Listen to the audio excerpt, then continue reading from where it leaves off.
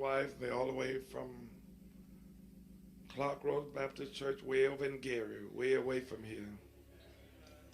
I brought our good friend along from California along with this group. And Pastor, you have to forgive me. I've met you before, can never think of names. As the cook, he was here before.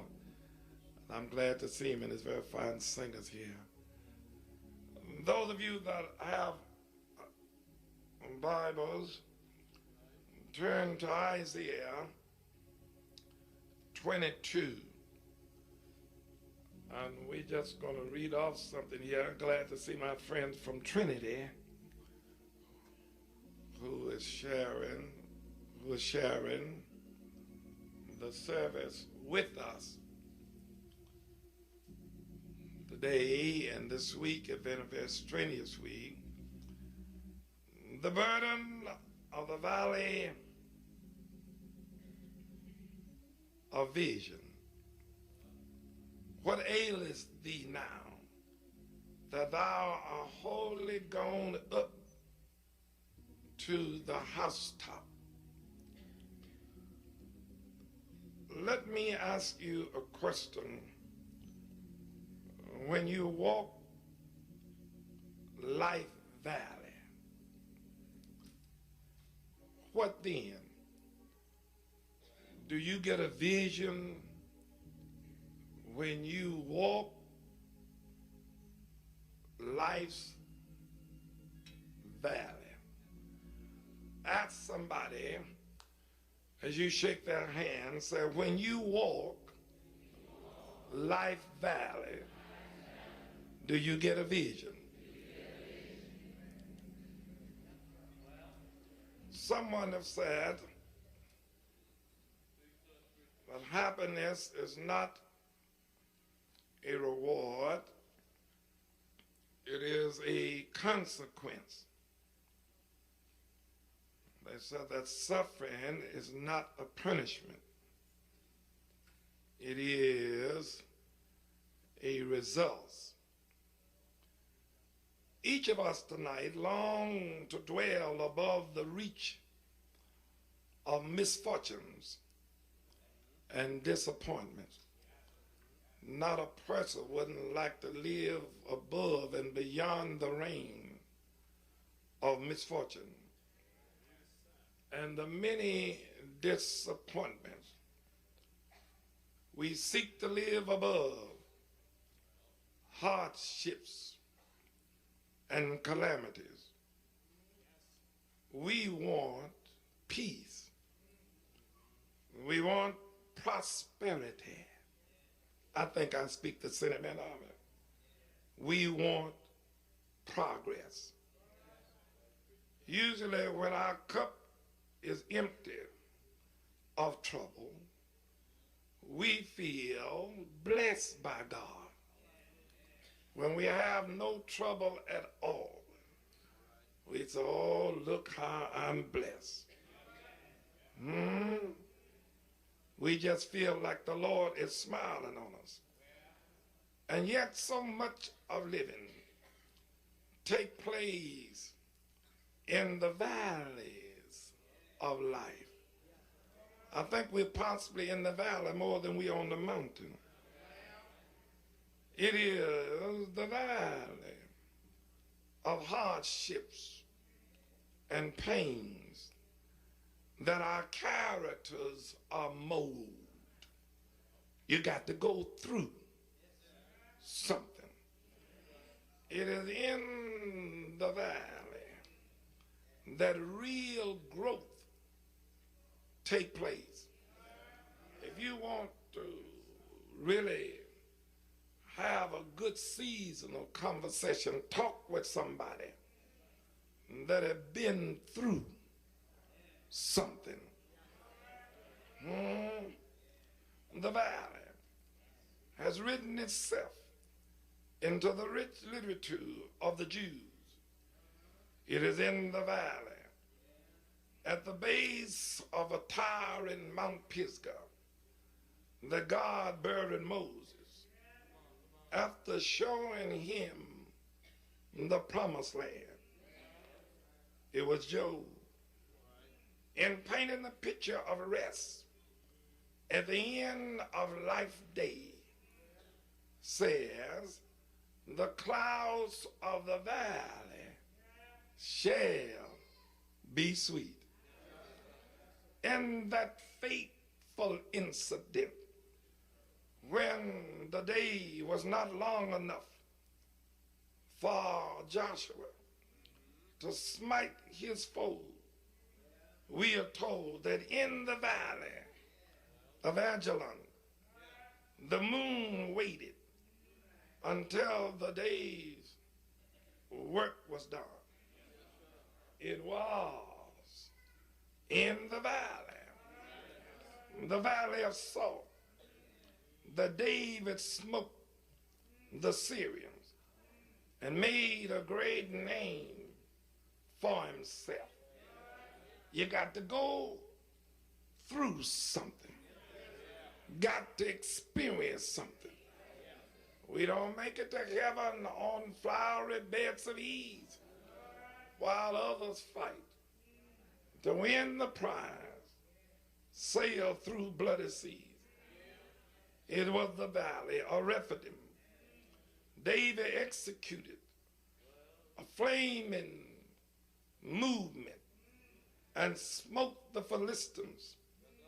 Geographically, a valley is elongate depression between ranges of mountains or hills. It is the fertile lowland inhabitable by both animals and people. Anyone who has spent time among mountain folk know how they value life in the valley. While the tourists may build a part-time vacation cottage on the mountainside, the natives that are familiar to the rigor of mountain life seek the shelter and protection of the valley. Symbolically tonight, while we may yearn for the excitement of life in the heights, the atmosphere there cannot sustain us in health and wholeness. We need the valley. We need the valley experience to temper and prepare us for brief excursion into the mountain. It is in the valley that we often come closer to God. I was talking about it the night before the service. For many times when we are flying high and things are going well, we don't pray like we ought to. We won't read our Bibles like we should. But let us get sick, lose our job, friends turn their back on us. We'll find a praying ground. There are visions in the valley. A vision is something seen other than by ordinary sight. Something beheld as in a dream. Something that is revealed as to a prophet. In Isaiah 22, the prophet talks about a valley of vision. This seems surprising, since visions is usually sought from the mountaintop. Are you going to pray with me a little while? Here, Isaiah calls attention to the foot of the hill for searing purpose. He seemed to say that if you really want to see what's going on, you must climb down instead of getting the world beneath your feet. You must get down at its feet. until you have looked into the face of human needs and suffering, until you have experienced it in all of its agony, until you have lived through some bad times, and not been broken. For some people start through, but they don't make it. But I've started with Jesus, and I'm going through. I've come through an awful lot, through many dangers, toils and snares. I have already come. What was it that brought you? Shake somebody's hand and say it was grace that brought me safe thus far. And grace will lead me on. You cannot this evening comprehend the vision of heaven or the vision of God, redeeming plan for the world, unless you learn how to get low.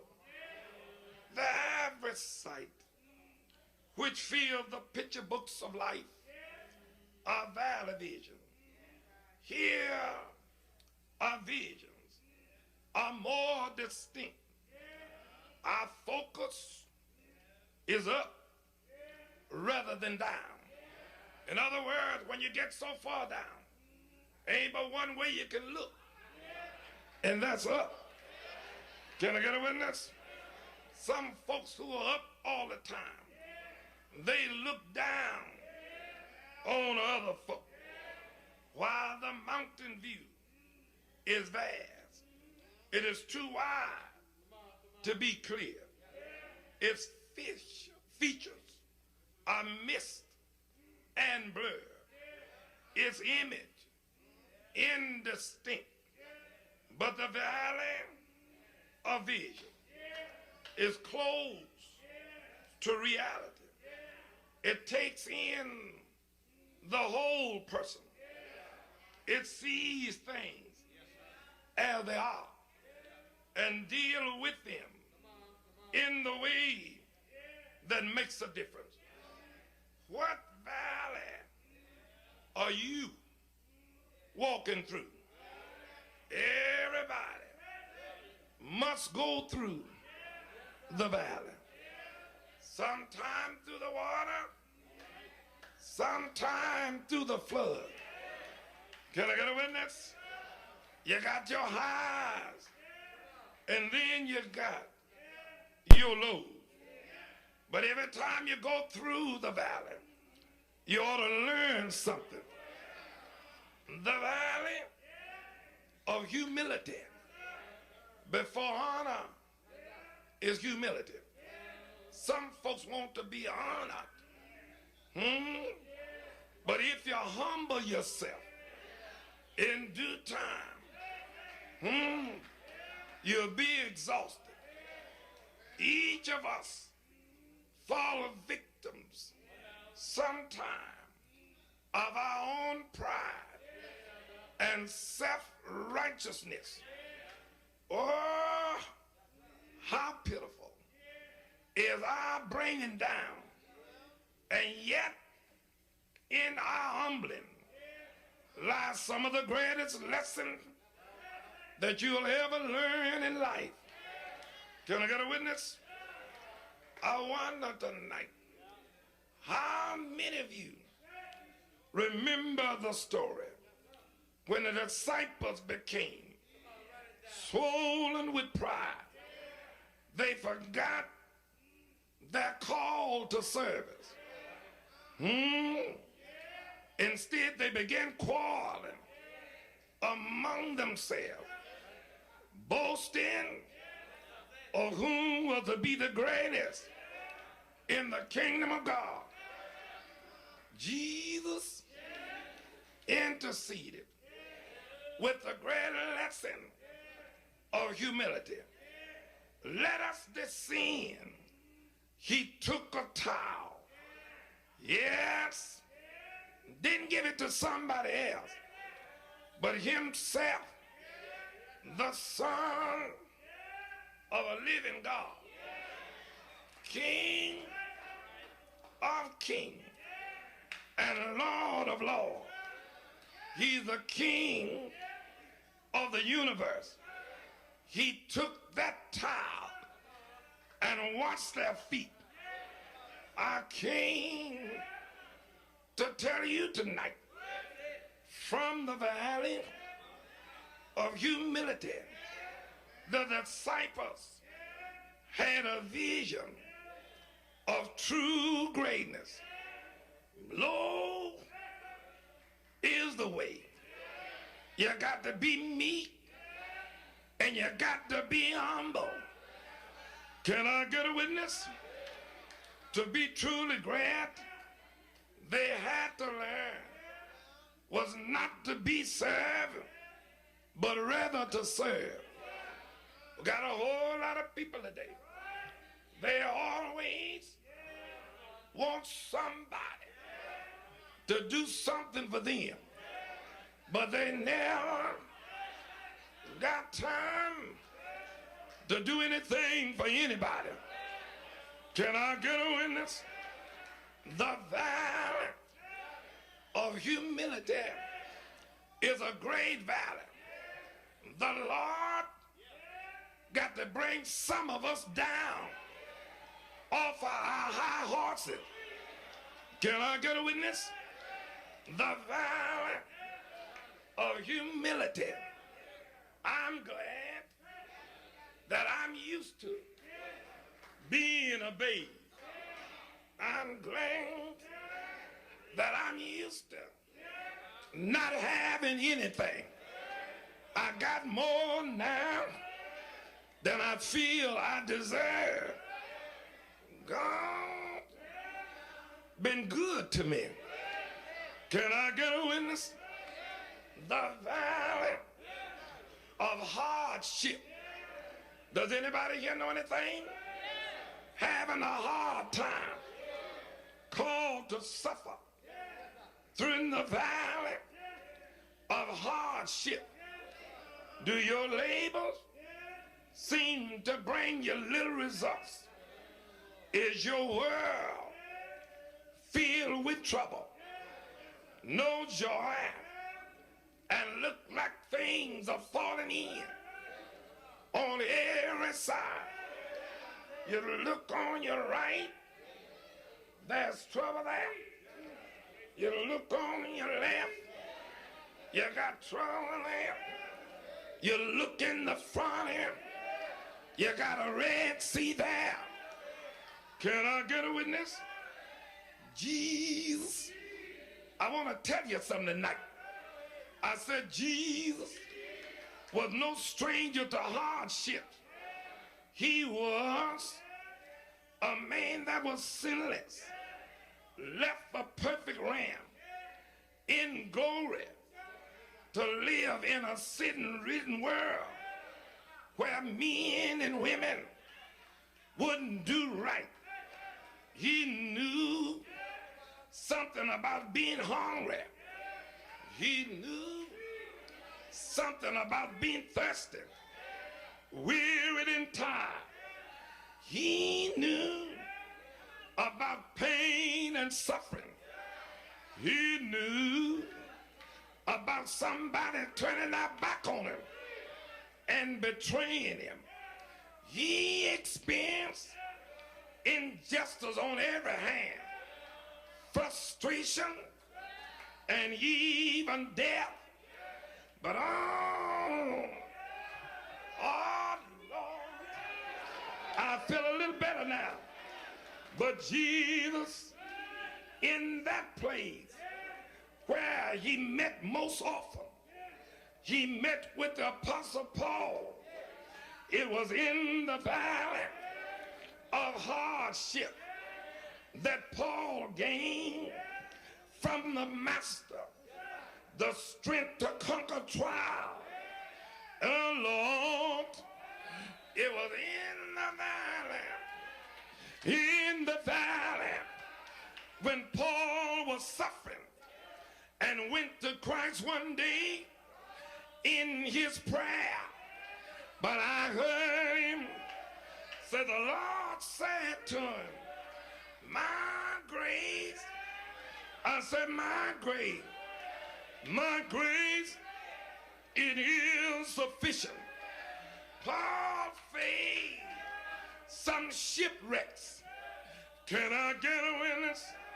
Paul faced some stoning, some imprisonment, and they beat him. Can I get a witness? Oh, Lord, I feel a little better now. But this is what I heard him say. I take pleasure in my infirmity. I take pleasure in my reproach. Can I get a witness? For I know I'm doing it. I'm suffering for Christ's sake. But oh, Lord, I got to close it now. But there is another valley, the valley of loneliness. Can I get a witness? It is in the valley of loneliness, in the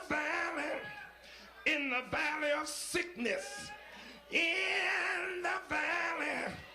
Look like you don't have a friend, but I'm glad I got somebody. I feel a little better now. I got somebody. For what a friend we have in Jesus. All our sin and grief to bear. What a privilege that is to carry everything to God in prayer. I came to tell you tonight that there is one more valley. I got to walk through the valley on the shadow of death. I got somebody. He walks with me. He will talk with me. That as I walk through the valley of the shadow of death, his rod, oh, you don't know nothing about that. I said, but his rod, Lord knows I believe it. His rod and his staff, they will comfort me. I'm glad tonight for the valleys. I'm glad for my cross I had to bear. No cross, no crown, no tears, no joy. But I got somebody. He's able. Do you know he's able? Is he all right? Let me hear you say, yeah. He will. I say he will. He will. He will. He'll make a way for you.